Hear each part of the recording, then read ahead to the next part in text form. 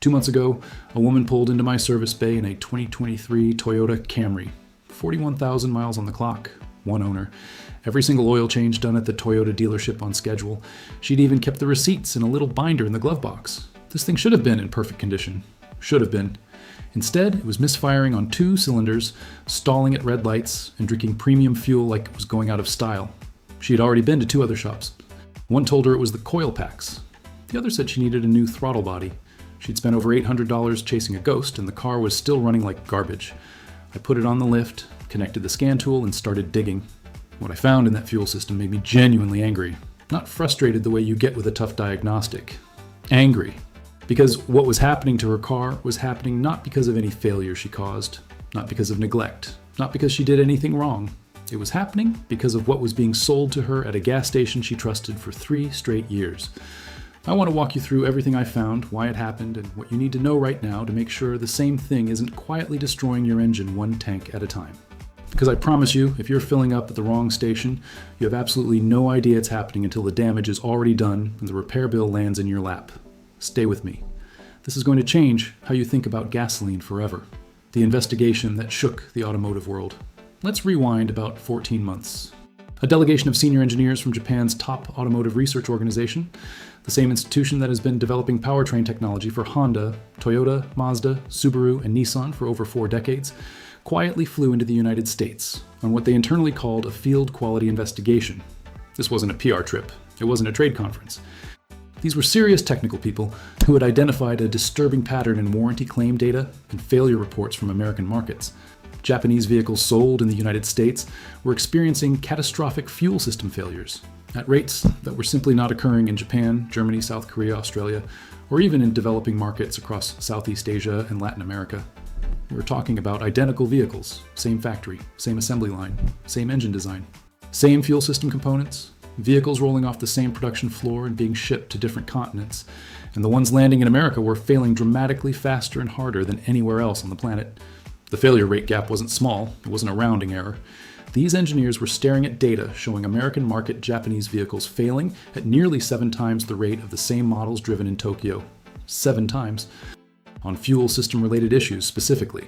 They wanted to know why. So they partnered with a network of over 230 independent mechanics spread across the continental United States, shops in Seattle, Denver, Houston, Atlanta, Miami, Philadelphia, Chicago, Phoenix, Portland, and dozens of smaller cities in between. Mechanics who were seeing this stuff with their own hands every day but had no idea they were contributing to a larger data set.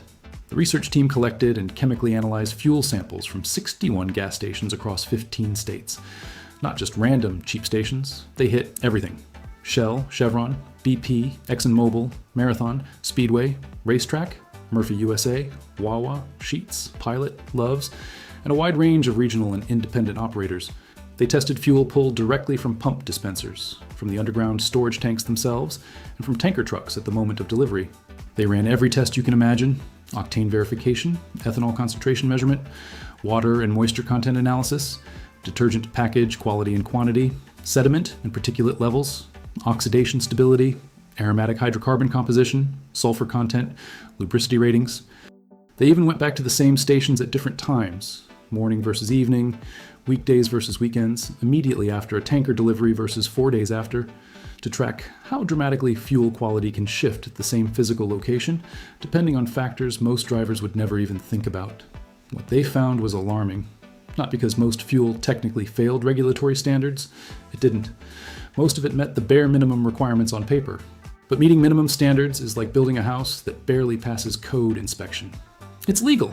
It won't immediately collapse. But you wouldn't want to live in it. The quality spread between the best fuel tested and the worst fuel tested from stations carrying the same brand, sometimes in the same city, was staggering. Some stations were delivering fuel that exceeded industry benchmarks by significant margins. Others were selling gasoline that, while technically legal, was systematically degrading fuel system components over tens of thousands of miles in ways the average driver would never connect back to the fuel source. The ethanol time bomb sitting under your feet. Now here's where we need to get into some real chemistry, because this is the part that the fuel industry has spent an enormous amount of energy making sure you don't understand. Almost every gallon of gasoline sold in the United States today contains ethanol. You see it on the pump labeled as E10. meaning 10% ethanol blended with 90% gasoline. The ethanol mandate has been federal policy for years. The stated goals were to reduce dependence on foreign oil and cut certain tailpipe emissions. And look, when ethanol is handled correctly, when it's blended properly under controlled conditions at a modern fuel terminal with the right equipment and consistent quality oversight, your engine can run on E10 just fine. Japanese automakers absolutely know about ethanol. They've engineered their engines to handle it. But here's what's actually happening on the ground at hundreds of stations across this country. And this is the part that should make your blood run cold. Ethanol and gasoline do not naturally stay mixed together. Over time, particularly in underground storage tanks, ethanol separates from the gasoline. This is called phase separation, and it's a fundamental chemical reality. Ethanol is heavier than gasoline, so when separation occurs, the ethanol migrates toward the bottom of the tank. Now here's where it gets genuinely dangerous for your engine. Ethanol is hygroscopic. That's a chemistry term meaning it actively absorbs moisture from surrounding air. It pulls water molecules out of the atmosphere through any available opening. Vent pipes, fill port gaps, pressure relief valves. In regions with high ambient humidity, this process accelerates dramatically. States across the Gulf Coast, the Southeast, the Mid-Atlantic, Florida, Louisiana, Mississippi, Alabama, Georgia, South Carolina, coastal Texas, coastal Virginia. These environments amplify the problem by an enormous factor. So what actually happens in a poorly maintained underground storage tank at a low-volume station in a humid climate? The ethanol settles to the bottom. As it settles, it absorbs atmospheric moisture. Over days and weeks, the layer at the bottom of that tank becomes a concentrated mixture of ethanol and water. Not 10% ethanol. We're talking 20, 25, sometimes 30% ethanol, combined with measurable amounts of actual liquid water. When you pull up to that pump and start filling your tank, you have no idea what ratio you're actually receiving. You might get a load that's 7% ethanol and 2% water. The next fill might give you 16% ethanol and barely any water. The fill after that could hit you with an ethanol spike to 20%. Every single scenario is bad. Every single one causes measurable damage. Water in your fuel supply does several things simultaneously. It accelerates corrosion inside metal fuel system components. Fuel injectors are precision machined to tolerances measured in microns. Internal corrosion doesn't have to be severe to compromise their performance. Even minor pitting on injector nozzle tips changes spray pattern, disrupts atomization, and throws off the air-fuel ratio the engine computer is trying to maintain. Water also attacks fuel pumps from the inside, corroding impeller blades and electrical components. I've pulled fuel pumps from vehicles with under 50,000 miles on them that looked like they'd been submerged in a brackish harbor for 5 years. Inconsistent ethanol percentages create a completely different category of problem. Your engine control module constantly monitors the oxygen content of exhaust gases through oxygen sensors and makes real-time adjustments to fuel delivery based on what it sees. This feedback loop is calibrated for a consistent, predictable fuel mixture. When ethanol concentration swings wildly from one tank to the next, the ECM's fuel trim corrections get thrown into chaos. The engine oscillates between running too rich and running too lean. You feel this as rough, idle hesitation during acceleration, surging at cruise speed, unexplained drops in fuel economy, and eventually, check engine lights with oxygen sensor and fuel system fault codes. High ethanol concentrations acting as a solvent represent the third category of damage. Ethanol is an aggressive chemical. At elevated concentrations, it attacks rubber compounds, certain plastics, and even some metal alloys. I have removed fuel lines from vehicles that crumbled apart the moment I touched them. I've pulled injector O-rings that had dissolved into a tarry, sticky residue. I've replaced fuel pressure regulators whose internal diaphragms had been chemically degraded to the point of failure. None of this corrosion happened overnight. It was a slow, invisible process driven by consistent exposure to ethanol concentrations higher than the fuel system was designed to tolerate. The Japanese research team found that stations with the worst ethanol separation and water contamination issues shared common characteristics. Underground storage tanks that hadn't been professionally inspected or cleaned in 15 years or more. Extremely low fuel sales volume, meaning the same fuel sat in the tank for weeks before being fully cycled through. Locations in high humidity regions, and minimal to non-existent quality control practices at the station level. The water contamination numbers at the worst performing stations were not slightly elevated. The acceptable maximum water content in gasoline is 1/10 of 1%. These stations were testing at levels 30 to 50 times higher than that threshold. That's not a marginal miss. That's a completely different category of substance than what your engine was designed to consume. The mechanics saw it happening but couldn't explain it. Here's something that doesn't get talked about enough in these conversations. The mechanics who participated in this study weren't clueless before the Japanese research team reached out to them. These were experienced technicians. Most of them had been turning wrenches professionally for 10, 15, 20 years. They knew what carbon buildup looked like. They knew what a contaminated fuel injector looked like under magnification. They had been replacing fuel pumps, cleaning fuel rails, servicing catalytic converters for years. What they didn't have was the data connecting those failures to the specific fuel stations their customers were using. When the research team started cross-referencing repair records with customer fuel purchase habits, information collected through detailed questionnaires given to vehicle owners when they brought their cars in for diagnosis, patterns emerged that were impossible to ignore. Vehicles whose owners had been consistently using certain stations showed dramatically higher rates of fuel system component failure, elevated carbon deposit formation, and accelerated catalytic converter degradation, compared to vehicles whose owners primarily used stations on the higher performing list. One mechanic in the Atlanta metropolitan area described going back through 3 years of his own repair records after receiving his portion of the study data. He found that 8 out of every 10 fuel pump replacements he'd performed on vehicles with under 70,000 miles could be traced back to owners who regularly used one of 3 specific independent stations in his area. That's not coincidence, that's cause and effect. Another shop owner in the Tampa Bay area realized, after reviewing the study's findings, that a cluster of catalytic converter failures he'd been seeing on relatively low-mileage vehicles, which is unusual, had been concentrated among customers who lived or worked in a specific corridor where a handful of discount independent stations operate. He'd noticed the geographic clustering, but hadn't had the data to understand why. The study gave them the why. Top-tier certification. The half-truth that's costing you money. You've heard the marketing, Chevron and their Techron additive, Shell's advanced formula, Mobil's cleaning agents. These brands carry what's called top-tier certification, a program that was actually developed by a coalition of major automakers, including Toyota, Honda, BMW, Volkswagen, and General Motors, to establish a higher standard for fuel detergent content than federal minimums require. Top-tier certified fuel genuinely does contain more effective detergent additives. This isn't marketing fiction. The detergent packages in top-tier fuel do a better job of keeping intake valves and fuel injectors clean over time. If you're choosing between top-tier and non-top-tier fuel from otherwise comparable stations, the top-tier fuel is legitimately better for your engine. Here's the problem, and this is something the fuel industry has been very careful not to advertise. Top-tier certification applies to the fuel formulation at the point of manufacture. It tells you what's in the fuel when it leaves the refinery or distribution terminal. It tells you absolutely nothing, not a single thing, about what happens to that fuel between the moment it's loaded onto a tanker truck and the moment it comes out of the pump nozzle into your tank.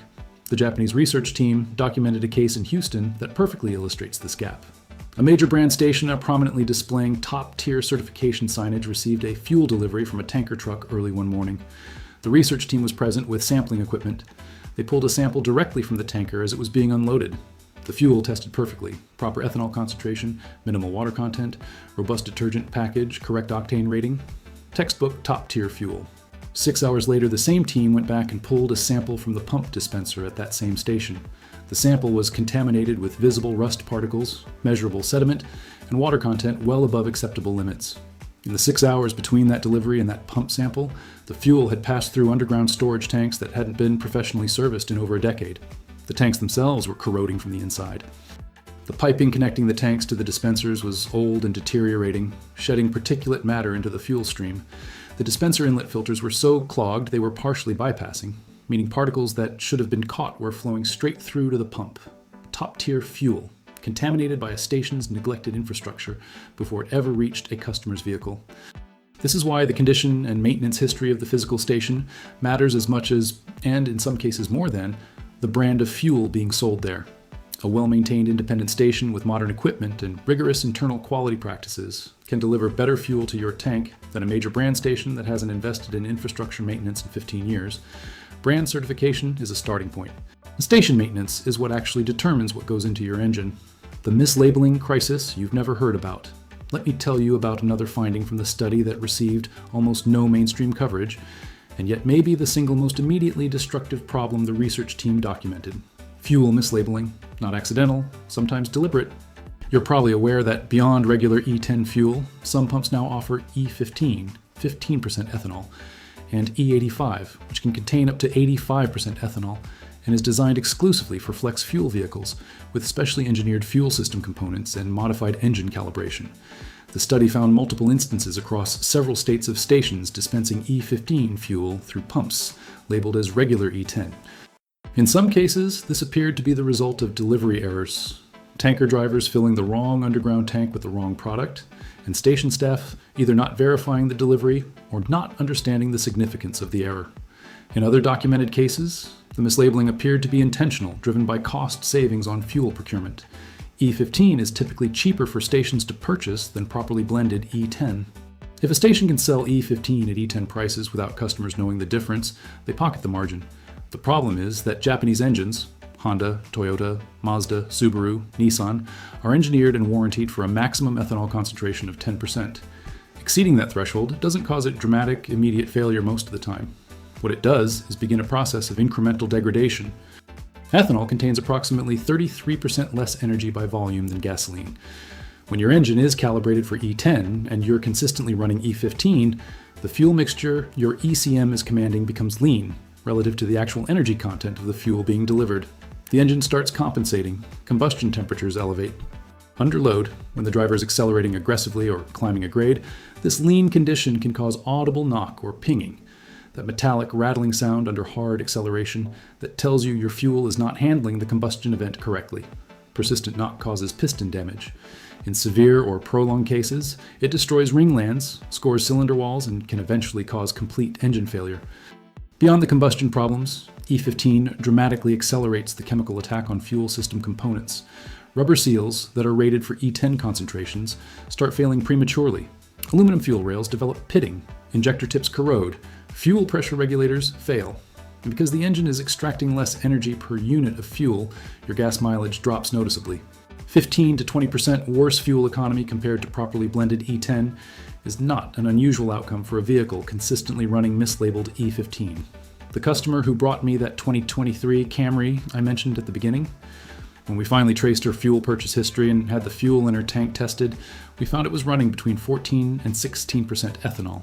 She'd been unknowingly fueling with mislabeled E15 for approximately 26 months. The intake valves looked like someone had coated them with roofing tar. The fuel injectors were partially clogged on all 4 cylinders. The high-pressure fuel pump was making a faint but unmistakable whining noise under load. She was looking at injector service, valve cleaning, and fuel pump replacement. All of it traceable to a problem she had no way of detecting, because the pump said one thing and the fuel was something else entirely. The stations that came out on top. Not all of this is bad news. The study identified clear winners. Stations and brand networks that consistently delivered clean, properly formulated fuel with low contamination rates across multiple sample collections and multiple locations. These aren't perfect, and individual location quality still varies, but the brands that appeared repeatedly at the top of the performance rankings share meaningful structural characteristics. Costco wholesale fuel stations were among the most consistently high performers across every metric the study tracked. Costco operates their fuel program with the same obsessive consistency they bring to their warehouse operations. They replace underground storage tank equipment on strict proactive schedules rather than waiting for problems to develop. They test their fuel regularly, and their raw sales volume is enormous. Costco locations typically turn over their entire underground fuel inventory multiple times per week, which means the fuel in their tanks is almost always fresh and hasn't had time to undergo significant phase separation. Chevron locations, particularly newer or recently renovated corporate managed stations with modern underground systems, scored very well. The Techron detergent package that Chevron incorporates into their fuel is legitimately effective when the station infrastructure is maintained properly. Their contamination rates were among the lowest in the major brand category. Shell stations, again specifically the newer construction and recently upgraded locations, performed very well on detergent package quality. Shell's premium formulations had the highest concentration of active cleaning agents in the study's testing. Older Shell stations in rural areas were more variable, but corporate-managed urban and suburban locations were consistently strong. ExxonMobil stations in good physical condition and high-traffic areas delivered solid results. Their contamination rates were low at well-maintained locations. Marathon stations, particularly throughout the Midwest and Mid-South, outperformed expectations significantly. Several mechanics participating in the study expressed surprise at how consistently Marathon fuel tested at or above major brand standards despite the chain's lower national profile. What do these top performers share? They invest in their physical infrastructure. They mandate tank inspection and maintenance on structured schedules. They operate high-volume locations where fuel turnover keeps inventory fresh. And at the corporate level, they have genuine reputational stakes in delivering consistent product quality. If news broke that a major brand station network had been systematically delivering contaminated fuel, the brand damage would be catastrophic and immediate. Independent operators and discount chains have no such brand equity to protect.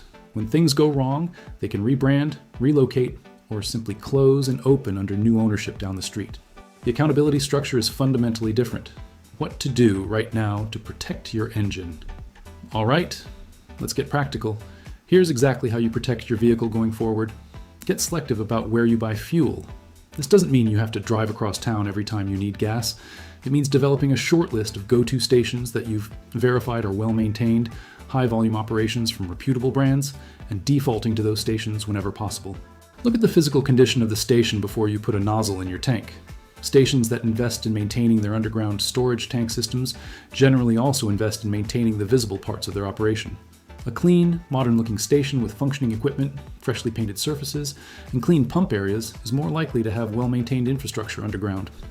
A station with faded signage, cracked pump housings, non-functioning display screens, and a general air of deferred maintenance is telling you something about the owner's relationship with investment and upkeep. Prioritize high-volume locations. The single most effective protection against fuel that has undergone phase separation is buying fuel from a station that turns over its underground inventory frequently. A station pumping thousands of gallons per day doesn't give ethanol time to settle out and absorb atmospheric moisture. Find the busy station in your area and make it your regular stop. Avoid filling up immediately after tanker delivery. When fresh fuel is pumped into underground tanks, it stirs up weeks or months of settled sediment and debris from the tank bottom. That disturbed sediment gets mixed into the fuel and can make it into your tank, your fuel filter, and your fuel injectors. If you arrive at a station and see a tanker actively unloading, come back the next day and fill up after things have settled. Be cautious after significant rainfall events. Underground storage tanks breathe through vent pipes. Heavy rain can force water intrusion through those vents and through fill access points, especially in older installations. Waiting 24 to 48 hours after major rainfall before using smaller independent stations with potentially older infrastructure is reasonable caution. Use a quality fuel system additive periodically. Not every additive on the market is worth your money, but a few have demonstrated genuine, measurable results. Chevron's Techron Concentrate Plus is essentially the same detergent formulation Chevron uses in their pump fuel, concentrated into a bottle you can add yourself to any gas purchase. Used every 5,000 to 7,000 miles, it provides meaningful protection against injector deposits and intake valve buildup, particularly on gasoline direct injection engines that are inherently more susceptible to carbon accumulation. Redline SI1 is another genuinely effective option for GDI engines specifically. Lucas Ethanol Fuel Conditioner is worth considering if you live in a humid region and suspect you're sometimes getting fuel with elevated moisture content. Seafoam has a long, legitimate history as a thorough fuel system cleaner and is appropriate to run through once or twice a year as preventive maintenance. Pay attention to your fuel economy numbers. Your trip computer's MPG readout is one of the most sensitive early warning systems your vehicle has for fuel quality issues. If you fill up at a station you haven't used before and notice your fuel economy drop by more than a couple of miles per gallon and stay low for the full tank, that's a meaningful signal. Log which stations you use and what your economy looks like afterward. Over time, patterns will emerge. Know the warning signs that something is already wrong. Rough idle that appeared gradually, hesitation on initial acceleration, an odor of unburned fuel from the exhaust at idle, a check engine light with codes pointing to oxygen sensors, fuel trim problems, or misfire events on specific cylinders, noticeable drops in power when climbing grades or merging at highway speed. Any of these symptoms appearing together, particularly after a change in your fuel purchasing habits or a fill-up at an unfamiliar station, should prompt you to have the fuel system evaluated before the damage progresses further. If you have real reason to believe you've gotten a tank of significantly contaminated fuel, you're experiencing multiple simultaneous symptoms that appeared right after filling up, don't continue driving on it. Drain the tank. Replace the fuel filter. Fill with known quality fuel from a station you trust. Run a quality fuel system cleaner through the first tank. The longer a contaminated fuel supply circulates through your system, the more it costs you to repair the downstream damage. The economics that explain everything. Let me put some numbers around this so you can see exactly how the math works against drivers who chase the lowest price on the pump. An independent discount station can purchase low-grade fuel from a secondary distributor for somewhere around $2.10 per gallon and sell it to you for $3.40 or $3.50. The margin is wide. The overhead is minimal. They're not investing in tank maintenance. They're not testing their product. They're not sourcing from primary refiners with rigorous quality standards. They're buying the cheapest available input and selling it at market price. When that same station operator calculated whether to invest in properly inspecting and rehabbing their underground tank infrastructure, a project that might cost $50,000 to $100,000 depending on the installation, The answer from a pure short-term profit standpoint was no. The customers driving in don't know what's underground. The fuel still pumps, the receipt still prints. Nobody's connecting the fuel to the engine problems that develop 18 months later in a completely different shop. Major brand operators face a fundamentally different set of incentives. A Shell or Chevron franchise can be terminated for persistent quality or maintenance failures. The brand invests heavily in the consumer trust built by its name recognition and decades of marketing. A news story about contaminated fuel damaging customers' engines under a major brand logo is brand-level catastrophic. The reputational accountability structures that simply don't exist for independent operators create a real economic incentive for major brands to maintain higher standards. Now here's the actual long-term cost calculation that should stop every driver who consistently chases the lowest price at the pump dead in their tracks. A driver saving 25 cents per gallon by using a discount independent station over a well-maintained major brand fills up their vehicle roughly 50 times per year and pumps roughly 12 gallons per fill. That's 600 gallons per year. At 25 cents per gallon savings, they're pocketing about $150 annually. Over 3 years, that driver has saved approximately $450 on gasoline. The fuel system damage that accumulates over those same 3 years at a high contamination station, fuel injector cleaning or replacement runs $400 to $800. Fuel pump replacement on a Honda or Toyota runs $600 to $1,200 in parts and labor at a reputable shop. Catalytic converter replacement, which is often triggered by contamination-related oxygen sensor miscommunication and fuel trim problems, runs $1,500 to $3,000 depending on the vehicle. Oxygen sensors at $200 to $400 each, and many vehicles have 4 of them. Diagnostic time to trace the root cause through all these intermittent symptoms adds another $300 to $600 on top. Even a conservative scenario where only the fuel pump and 1 catalytic converter need attention adds up to over $2,000. The driver saved $450 and spent $2,000 to repair damage that quality fuel would have prevented entirely. I see this exact pattern in my shop constantly. The customers who are most aggressive about hunting down the cheapest per gallon price are statistically the same customers bringing me the most expensive fuel system repairs on vehicles that should have decades of reliable service left in them. What Japan understands that America hasn't figured out. The Japanese automotive engineers who conducted this research were polite and professional throughout their time working with American mechanics. But when pressed privately about their impressions of American fuel quality oversight, several of them expressed genuine disbelief at the regulatory gap between the two countries. In Japan, underground storage tank infrastructure at fuel stations is subject to mandatory government inspection on a strict annual schedule. Stations cannot operate with out-of-compliance tanks. Random fuel sampling is conducted regularly by regulatory agencies, and stations that fail quality benchmarks face substantial fines and potential immediate closure. The regulatory framework treats fuel quality as a consumer safety issue with meaningful enforcement teeth. In the United States, federal fuel quality regulations establish minimum standards that are largely self-reported and complaint-driven in their enforcement. There is no systematic nationwide program of random fuel sampling at the pump level. Underground storage tank regulations exist primarily for environmental protection, preventing leaks into groundwater, rather than for protecting the fuel quality that ends up in consumers' vehicles. As long as a station's fuel doesn't fall below the technical minimum threshold on the specific parameters that the EPA monitors, the station faces essentially no regulatory consequence for delivering product that is genuinely damaging to customers' vehicles. The engineers weren't saying this to be critical of America broadly. They were making an observation about a structural gap that directly explained the 7 times higher failure rate they were trying to understand. When quality accountability is weak and enforcement is minimal, a segment of operators will always optimize for short-term cost reduction at the expense of product quality. This is not unique to gasoline. It's a predictable response to regulatory environments that don't create sufficient consequences for quality failure. The practical implication for you as a vehicle owner is that you cannot rely on regulatory backstops to protect you. The system that exists doesn't make the guarantees most people assume it does. Being selective, being attentive, and being willing to pay a modest premium for quality from accountable operators is not paranoia. It's a rational response to the actual oversight environment that exists in this country right now. Closing your engine is a precision instrument, genuinely. The tolerances inside a modern Honda or Toyota engine are measured in thousandths of an inch. The fuel injection system delivers fuel in pulses measured in milliseconds. The catalytic converter operates at temperatures that would melt aluminum. The whole system is extraordinarily capable and extraordinarily durable when it's maintained and fueled properly. When you compromise on fuel quality, you're not just burning slightly inferior gasoline, you're introducing variables into a system that was engineered with very specific inputs in mind. You're asking precision equipment to perform with contaminated raw material, and it does, for a while. The degradation is slow and invisible.